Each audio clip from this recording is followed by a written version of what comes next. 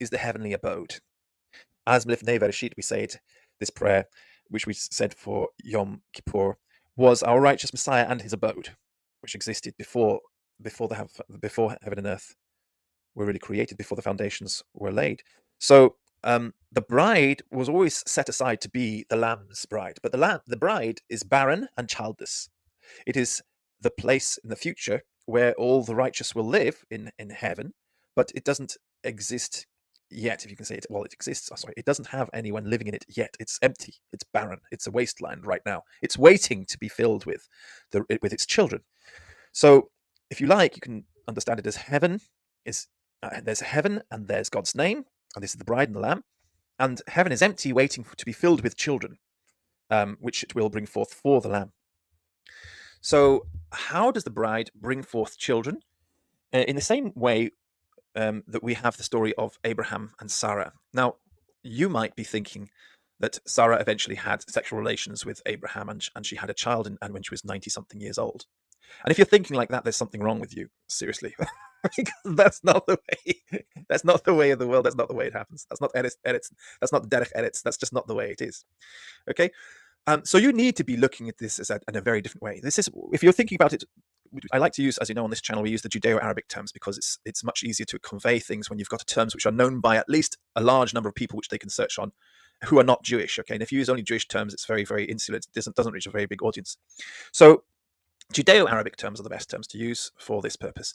And so if you've got this view that when Sarah was in her 90s, she got pregnant through relations with her husband Abraham, and they had a child called Isaac, then there's something wrong with you. This is called a zahir interpretation, or an external earthly dunya interpretation of things, and that's just not the way to understand this religion at all whatsoever. If you do that, you'll end up turning into some kind of fascist right-wing Jewish nationalist or something like that. That's not the way this religion was ever designed to be. Okay, so the correct interpretation of this is what we call the batin interpretation, or the esoteric, the spiritual interpretation, the batin interpretation. So what actually is happening here is that Sarah is barren. She doesn't have she's not going to have relations with her husband at this age. It's not going to happen. So how is she going to get a child? And this is the way she's going to get the child. And this is why the whole story is described like this in the book of Genesis in the first place. She decides, okay, and this is like almost a symbol of heaven deciding. She decides that Abraham and Hagar should have a child together, and that together Abraham and Hagar would agree that the child which is brought forth by Hagar would be Sarah's child. Okay, now the first time that Hagar gets pregnant, Hagar breaks the agreement. She forgets the agreement very quickly, hurts Sarah's feelings, basically says, I'm the wife now, I'm the new queen now, and Sarah gets very upset and treats her harshly. Okay, so that Hagar runs away to the desert.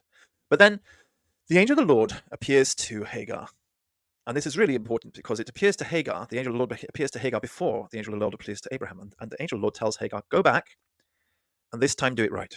Okay, go back and this time submit to your agreement that you have, the contract that has been made with Sarah. So the first child is sort of, that's Ishmael, who is born, is corrupted by this breaking of the contract. The first child can no longer be the child of promise. Okay, that's not going to happen anymore because the contract was broken. But Hagar does submit to Sarah and does conceive a child again. And this time it's completely according to the contract. And so the child which is conceived by Hagar this time is the child of Sarah, and that child is Isaac. And this is not something we say, okay, I see, like, so Sarah adopted the child. No. This is the child of the promise. This is the child of the contract. This is the child of the agreement. This is the child of the submission of Hagar and Abraham to Sarah's will. Okay? And this is the child which the angel said she is going to have a child next year. I'll be back this next year. And when I do, that child which is born is going to be hers. Abraham agrees, Sarah agrees, and Hagar agrees. And that's Hagar's second child becomes Isaac. Okay, so that is the reality from the earthly perspective of what's happening. But on the spiritual level, it is, in fact, because flesh counts for nothing. You have to remember this. Flesh counts for nothing. So when we describe these things in the Bible, the flesh has counted for nothing. Therefore, we're only describing spiritual realities. Okay, so the flesh has counted for nothing. And so the second child of Hagar becomes Isaac, or is Isaac from the beginning. Abraham conceived the child with Hagar, and from the moment of conception, that child was Sarah's. Even before conception, the act of conceiving the child was Sarah's act, because it was by agreement that this was Sarah's child. So Sarah's child by promise. Sarah's child is the child of promise, the child of the promise, the child of the contract, the child of the agreement, the child of the act, okay? The child of the mitzvah, if you like. Sarah's child is that. And in the same way, we become children of heaven. So in reality, Sarah was never pregnant. She was the barren and, in this sense, husbandless, spouseless. The bride, the woman without a husband, the barren woman without a husband, her children will be greater than the servant. The servant means the one who fulfills the service. The one who fulfills the service. So the one who fulfills the service is Hagar, and her genetic children will not be as many as the children of promise.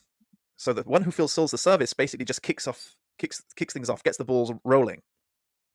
She fulfills the service, but her children will not be as many as the barren, childless woman, the woman whose children are the children of promise. So Sarah represents the barren wasteland, which is waiting to become the bride. What is the bride? Which is waiting for the marriage ceremony, waiting for the wedding, the marriage supper. Okay. So he says, "Come, I will show you the bride, the wife of the Lamb." And this is actually, I think, there's the reference here also. It says, "Behold, the dwelling place of God is with man, and he will dwell with them, and they will be his people, and wipe away every tear or mourning, and there will be no more death, no mourning or crying. The former things have passed away." And it says, I saw the holy city, the new Jerusalem, coming down out of heaven from God, prepared as a bride adorned for her husband. "Come, I will show you the bride, the wife of the Lamb." And he carried me away in the spirit to a mountain great and high, and showed me the holy city of Jerusalem coming down out of heaven from God, shining with the glory of God. Its radiance was like a most precious jewel, like jasper, as clear as crystal. And the city had a great high wall with 12 gates inscribed with the names of the 12 tribes of Israel, and 12 angels at the gates. And there were 3 gates in the east, and 3 on the north, and 3 on the south, and 3 on the west. And the wall of the city had 12 foundations, bearing the names of the 12 apostles and of the Lamb. And then it goes into quite a lot of detail describing this. Okay. And this is the marriage supper has begun. This is when it talks about the marriage supper, that the king will look at those who have been called to the supper, and those who are not dressed appropriately will be thrown outside, cast outside in the outer darkness, will be weeping and gnashing of teeth. So you have to be clothed in righteous good deeds and mitzvot. Otherwise, you have no place in the New Jerusalem. You are not a child of the bride. So the barren woman will bring forth children by promise. That's the analogy here. How? Through the service of Hagarim. So Paul mentions this in another passage in Galatians, where he talks about putting away the servant, which bullies, which persecutes the child of promise, because the servant's child will bully the child of promise. Both of them are genetically, the child of Hagar. That's why he refers to the old Jerusalem as Hagar. Even you think, well, why isn't Jerusalem Sarah? No, it's Hagar, because Sarah has no physical children. But the physical, earthly Jerusalem below is the physical, earthly child of Hagar, who by promise is the child of the barren Jerusalem, which is the heavenly Jerusalem, who has no children. But in order to become the children of heaven, you must be born again. You must be born of promise in order to be children of the new Jerusalem. The earthbound Jerusalem has plenty of children, but these are children by service, by our service to God. We are servants to God, and we keep the mitzvot of the Torah because it was revealed at Mount Sinai. We believe in the revelation, and we have to put away this decision to obey these laws because it's the right thing to do, because God wants us to do it, because it's a sin not to do it. You have to put away that attitude, and you have to obey these laws because you want to, because that's all you want, because you have a strong love for it, not because you're afraid of sin and death, because you have a strong love for it. That's why you do these things. So that is to be the child of promise rather than the servant. So the servant comes first, yes, but you have to put away the servant in order to become the the child of promise. That is, in order to be born again. And you're not born again if you are not keeping all of the laws. Okay, if you're not keeping all of the laws, then you're not born again. You will be keeping all the laws, but not because you have to, not because you feel guilty if you don't, not because you're afraid of punishment if you don't, not because it's a sin not to, but because that's who you are. Because that's your heart, that's your love, that's your new life.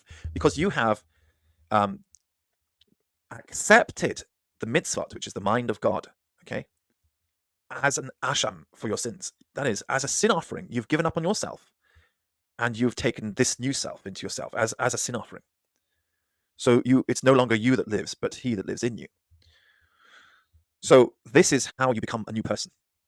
You're no longer a servant, but you are a child of promise. Okay, so this is how you become the child of New Jerusalem.